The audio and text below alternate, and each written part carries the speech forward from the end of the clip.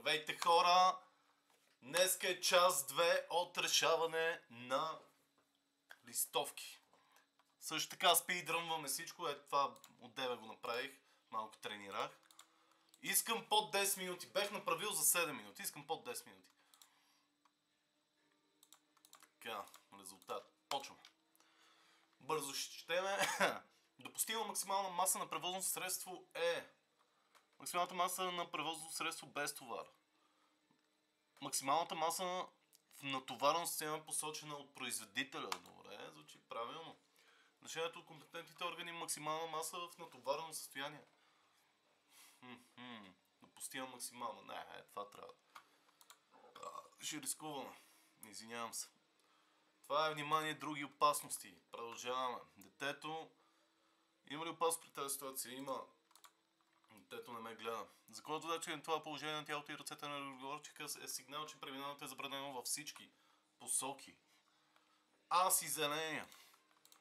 Защото тия двамата могат да си бръмчат. Когато на кръстовище пътните ленти не са обозначени с пътна маркировка за движение в съответната посока, завиването на дясно е разрешено да се извършва най-дясната част на пътното за движение, от която ако радиусът на завиване е по-голям. Да, добре. Тази сега с предимство е... това не е залъгващи. Червения. Разположението. Неправилно. Неправилно. Тази ситуация разрешено ли е да се движите скоро с по-високото обозначението? Yes, това е минимално. При тази ситуация правилно ли е паркиран лекият? Паркиран? Не. Ако е за престой може. Допълнителните светлини за мъгла се използват само при значително намалена видимост. Поради мъгла, дъжд. През тъмната част от денонощието? Не. На водача на МПС със специален режим на движение. Забранено да паркира на места, където има забрана за паркиране. Забранено да преминава при забраняващ сигнал на светофара. Е разрешено. Е разрешено без да спира. Да, е разрешено да нарешава. Точно така. Затова четеме до края. След знака. Бам! Продължаваме. Това тук е пред, това е една. Натискаме и ходиме до края, защото знаем всички отговори почти. Оп.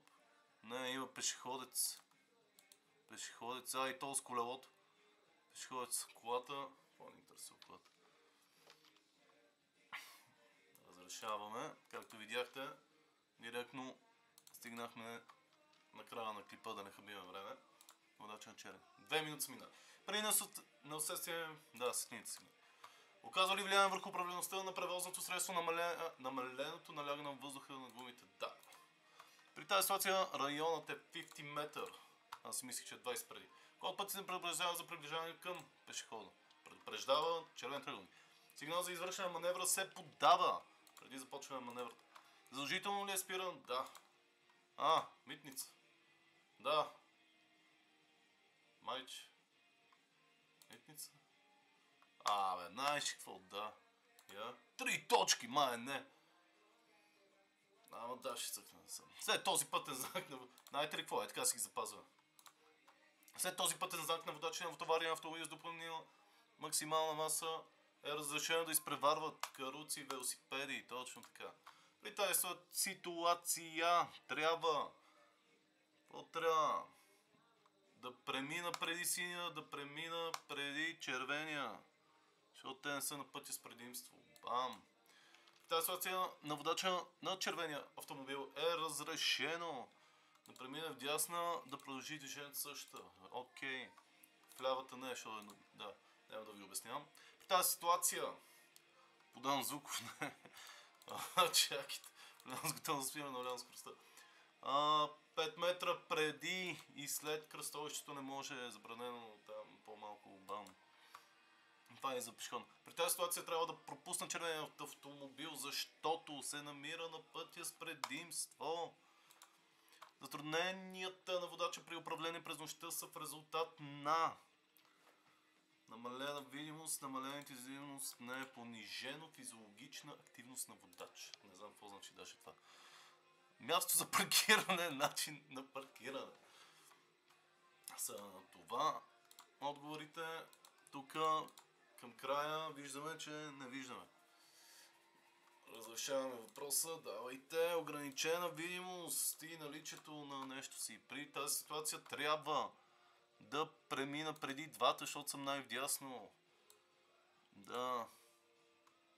Водачът на ППС е длъжен да не извършва маневри, изразяващи се в последователно внезапно преминаване в лентите за движение. В населено извън на какво? Абе, не трябва да се бутам в хората, добре. Това е край това. Значи и двата автомобила добре са спрели. Нали? Колкото ви е спрямо правилно, добре. При влезли в сила две наказателни постановления за период за преминаване при сигнал на светофар, който не разрешава преминаването, водача се наказва с... Какво? За преминаване при сигнал... Еми, май махат всичко с глоба и лишавам от право, защото... Да, ако съм ще да убия някой. Какво става? Там мигат нещо. Кой ми звъни? О, ще чакаш. Когато при ПТП, в момента бия рекорди, ПТП само си... Имаше време, има съгласие на участник с свързани. Какво? Отдавам Какво? Когато при ПТП само с имуществени вреди има съгласие на участниците относно обстоятелствата, свързани с него. Те подават информация за происшествията, подават двустранен конструктивен протокол за ПТП, уведомяват полицията, преместват превозни средства. Май тия двете. Какво ще намесвам куките? Тук за престой само можеш. Или паркиране, а? Не, за престой само. Само за престой. Тази ситуация червеният автомобил е с предимство за преминаване през стеснения участък от пътя. Правилно. Трябва да изчакам това насрещу движещи се. Добре. Ще се колеба. Задължително ли е спирането пред жебето? Ето това е без бариери.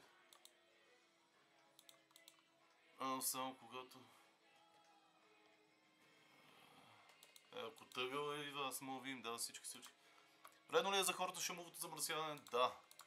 Задължение на водача е превозваният товар да бъде... Какво да бъде? Укрепен.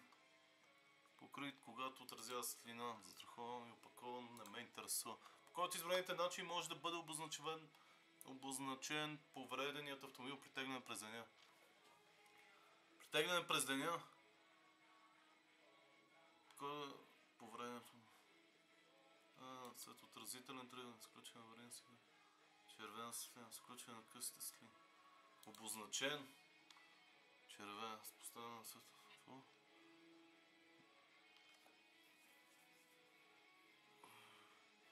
Това е. Това е май. Или изключен. Да. Червена светлина, не знам какво е. Така ще. Когато изброените показатели се използват за определено бисклети, които принадлежат.